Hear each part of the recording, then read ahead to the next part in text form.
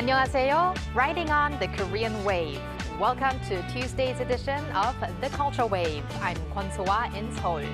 Explore with us Korea's culture from all aspects and stay up to date with K-entertainment, K-diplomacy, K-friendship, K-everything. And today we're joined by my co-host Walter Lee and my friend Walter Lee. Hello, Walter. Hello, So. It's great to be your friend, and hello to our viewers at home. I'm Walter Lee, here to co-host alongside my dear friend Zoa, and of course I have the latest in K-entertainment news just for you. Now, Walter, we are going abroad a lot today. We've got a report from Egypt, and also we connect to Turkey for a connection with our K-correspondent. I cannot wait. And I also can't wait for your K-entertainment news, of course, Walter. Oh. So let's start off with that. And the first news is on BLACKPINK. Indeed it is, Soa. So according to YG Entertainment on Monday, BLACKPINK's Jump ranked number 95 on the Billboard Hot 100 as of the chart released on Saturday, marking its 10th consecutive week on the charts. Now, the track originally debuted at number 28, becoming BLACKPINK's 10th entry on the Hot 100. Now, why is this special? This makes it the most for any K-pop girl group to be on that chart. So with its 10-week run, Jump has surpassed the group's previous longing-running hit, Ice Cream, which spent 8 weeks on the charts. Now, BLACKPINK are also dominating the world, making waves across the globe on other charts as well. Jump debuted at number 18 on the UK official singles charts, their highest entry to date, and has remained on there for 9 straight weeks. The song has also enjoyed an impressive 11 weeks run on the Spotify's global weekly chart as well. Every time I hear that song, it makes me want to jump or headbang, Yes. which I can't do here in the studio. Yes. But congrats to BLACKPINK, and we're going to move on to a much anticipated new drama. Indeed we are. So on Monday, a press conference was held for the Netflix series Genie Make-A-Wish. Now, the event was attended by lead cast members including Kim Woo-bin and also Bae Soo-ji, more popular from Miss A. Now, Genie Make-A-Wish is a fantasy romantic comedy about Genie, who awakens after 1,000 years, and Ka-young, played by Soo-ji, a human who lacks emotions. Now, many are looking forward to this drama as it was written by Kim Eun-suk. Now, she's best known for hit dramas such as Guardian, The Lonely and Great God, or which many known as Dokkaebi or The Goblin, or Goblin as many well know it for, and also The Glory as well. Now, also much attention is on Kim Woo-bin and Soo-ji acting together again for the first time since Uncontrollably Fond, which was 9 years ago. Now, Genie Make-A-Wish will be released on Netflix on October 3rd, so around that Chuseok time, so make sure you get binge watching. And you know, I think many people even might know Bae Soo-ji more as an actress now than the time she was a girl group member, because I guess she's my time. yeah, maybe. But speaking of our time, speaking of the writer Kim Eun-suk, she's also very popular for 파리의 연인 or Lovers of Paris, and also if we go back to Secret Garden. So those are some very popular ones, making us look forward to that. And as we talked about K-pop and about K-drama, last but not least, it's K-movie time. Yes, indeed. So the much anticipated movie from the acclaimed director Yoon Ka-eun, The World of Love, will be released domestically on October 22nd. Now, this movie has been receiving a lot of praise abroad and was the first Korean film to be invited to the platform program.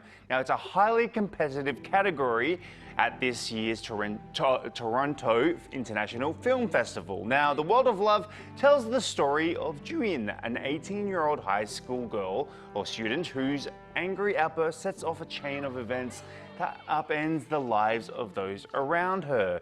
Now, rising actress So Soo-bin, who plays Juin, got raving reviews with critics calling her performance astonishing. So like other movies, or other Korean movies that shone at the Toronto International Film Festival, such as No Other Choice, let's hope that The World of Love does just as well here in Korea. Let's hope so. And thank you very much for those Enter News, Walter. No worries. And now let's move on to our AI anchor, Ari, for more on the culture front. Ari? Hello and welcome to your AI guide to the latest cultural updates from Korea. Here's our top story. Gyeongsangbuk-do Province has launched a foreigner-exclusive Gyeongbuk Tour Pass ahead of the APEC leaders meeting in Gyeongju at the end of next month. The integrated pass combines a transportation card with a mobile ticket that offers discounts and convenient access to over 200 major tourist attractions across the province. The tour pass comes in 4 types: the Gyeongju Pass, Gyeongju Plus Gyeongju World Pass, Andong Pass, and an all-inclusive pass. Foreign visitors can purchase the pass through global online travel agencies such as Trip.com and KKday. The Gangwon Tourism Organization has launched a Gangneung travel season campaign to boost tourism in the city, which has slowed due to the recent record-breaking drought. Running from October to December, the campaign features a diverse array of events and promotions aimed at drawing local and international visitors. In particular, the city aims to attract more than 200 foreign tourists in mid-October through a Gangneung Shore excursion program tied to a planned cruise docking at Sokcho Port. Other travel programs on offer include a hike up Gwaebangsan Mountain, one of Gangwon's top 20 scenic peaks, traditional market events, and the relaunch of Gangneung's signature running event, the Gyeongpo Trail Run, which had been postponed due to the drought. The Seoul Biennale of Architecture and Urbanism has opened, offering a platform for dialogue on creating more attractive and human-centered cities. Now in its 5th edition, the Biennale is Korea's first global urban architecture event, bringing together cities worldwide to explore solutions to urban challenges and exchange ideas on people-focused architecture and culture. Under the theme, Radically More Human, this year's event showcases a variety of exhibitions exploring how architecture can make cities more enjoyable and appealing to the people. It runs until November 18th at Songyang Green Plaza, Seoul Hall of Urbanism and Architecture, and the surrounding areas. That's all from me. Stay tuned to the Culture Wave.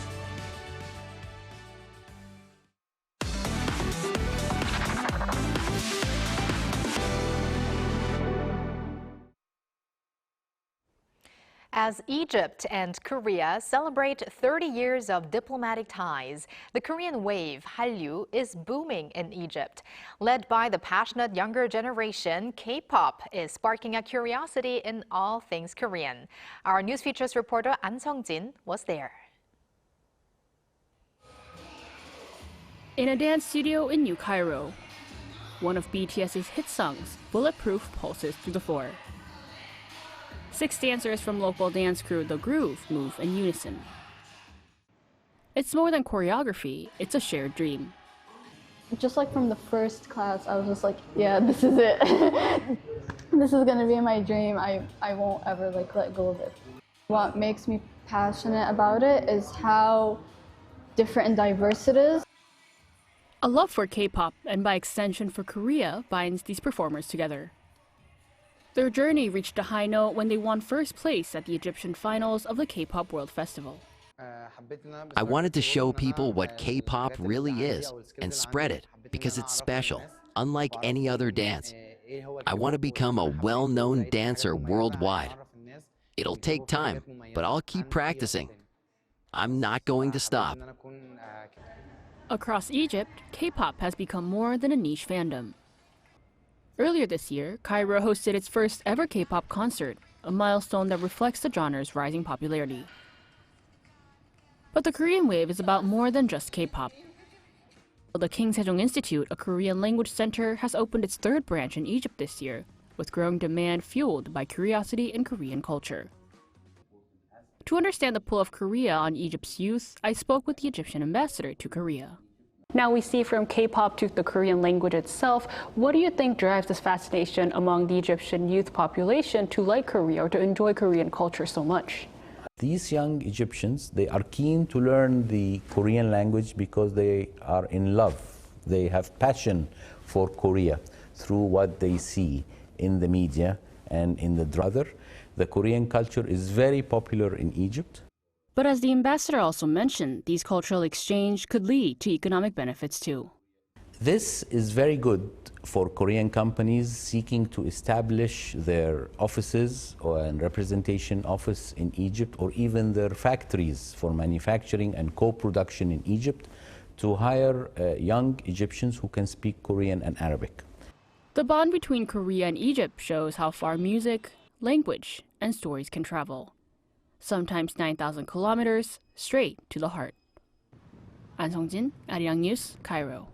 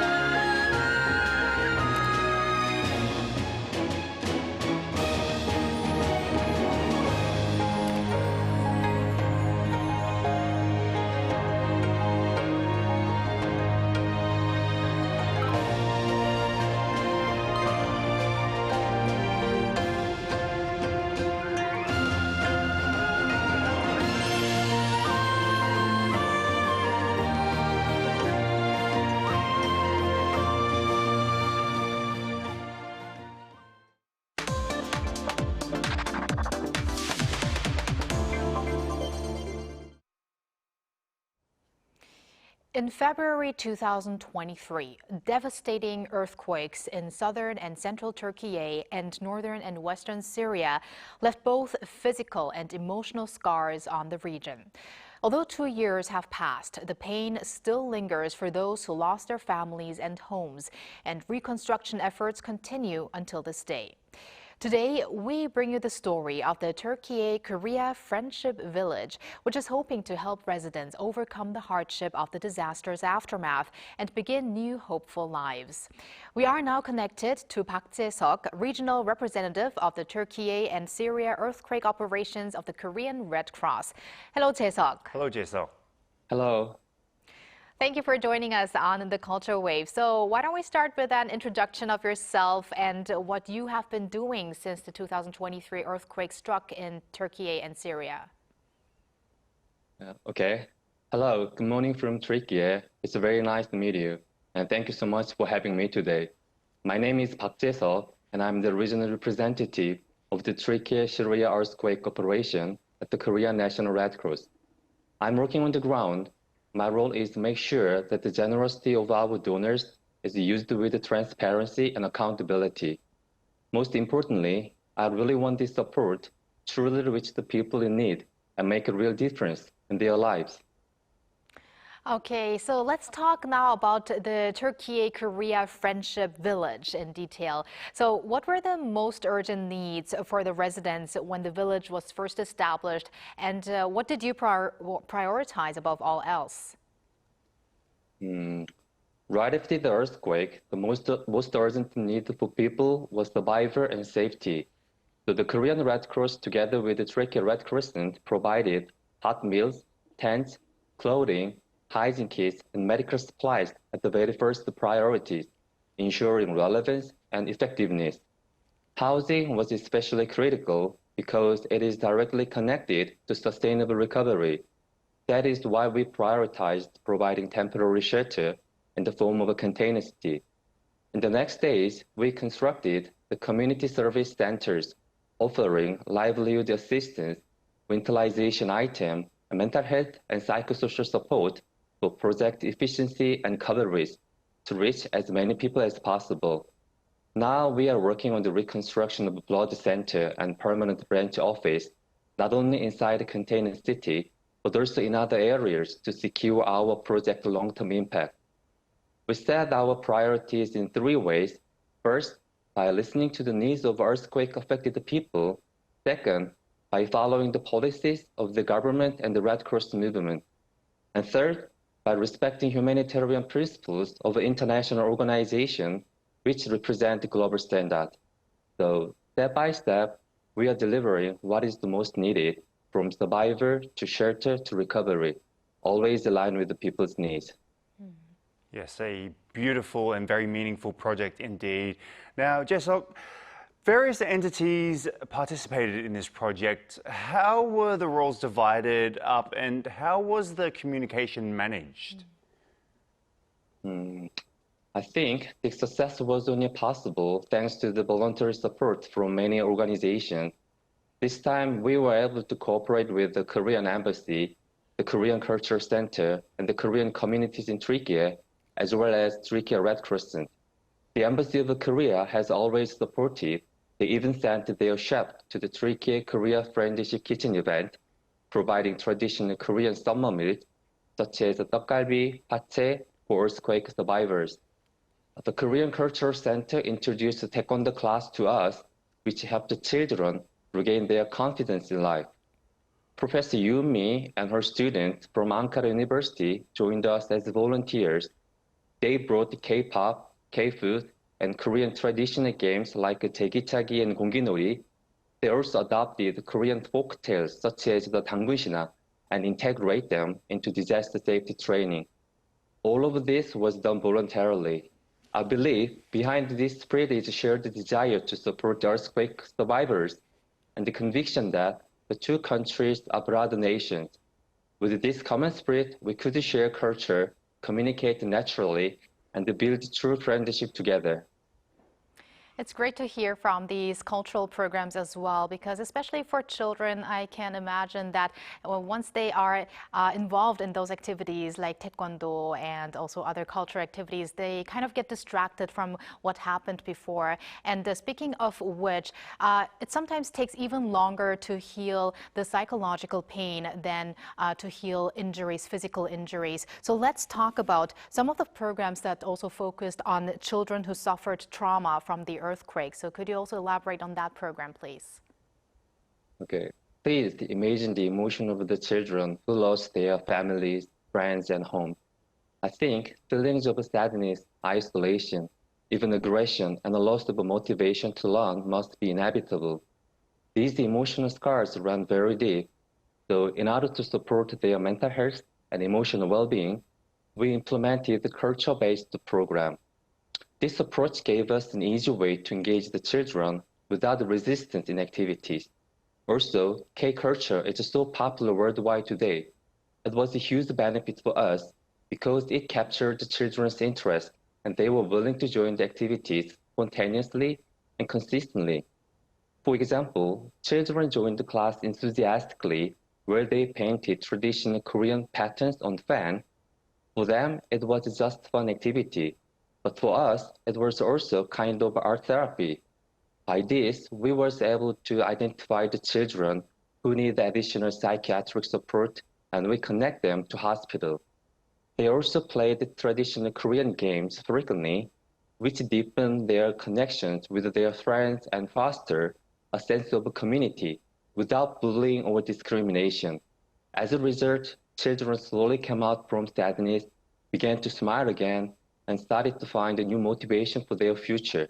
So I believe utilizing Korean culture and psychosocial support was not only effective, but also a new approach and a paradigm shift in disaster response.